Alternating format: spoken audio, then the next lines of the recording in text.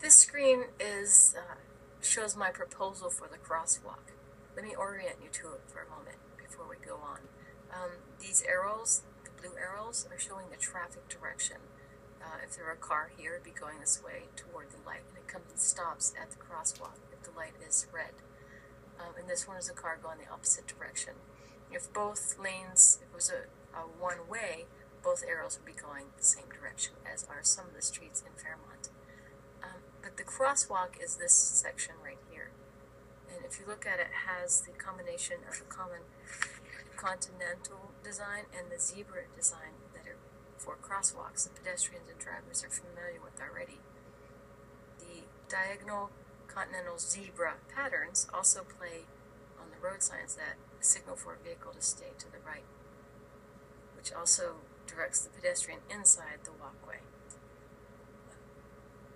Now, if you look at it, these are here to help denote for the drivers. They'll understand that this is a crosswalk because of these continental zebra patterns. And inside there are words. When you're looking directly on it like we are, like a bird's eye view, it's not quite as obvious that there are words in there until you look at it for a moment. But from the perspective of a pedestrian, their eye level is different. They're down a lot closer to it, and it elongates these. And when you're looking at it at that eye level, it makes it look like a very obviously a word. But you have to be standing in certain spots to see it. So if the driver is sitting in this car, they don't see that. All they see are a bunch of lines that are perpendicular to the front of their vehicle. But when you're standing over here as a pedestrian, you have a different perspective, and it makes it easier to see the word.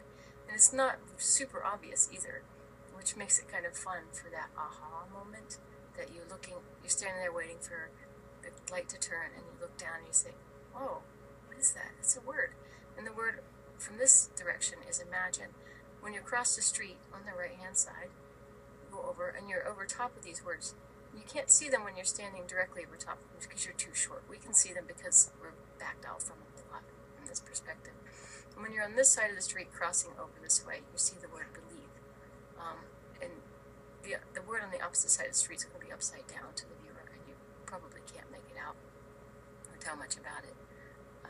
But having these words are inspirational. They're good feeling words, and they're words that are good to walk around with and have in your mind. So that's the idea behind those words.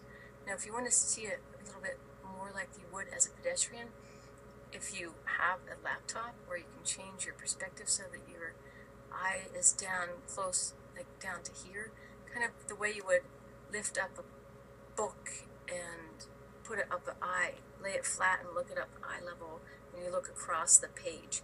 That's what you would do with this if you can't, to see it a little bit more like the pedestrian would be seeing it. Pedestrians over here that are walking across, you're not going to see it if you're not standing over more like this angle. So it makes it kind of fun.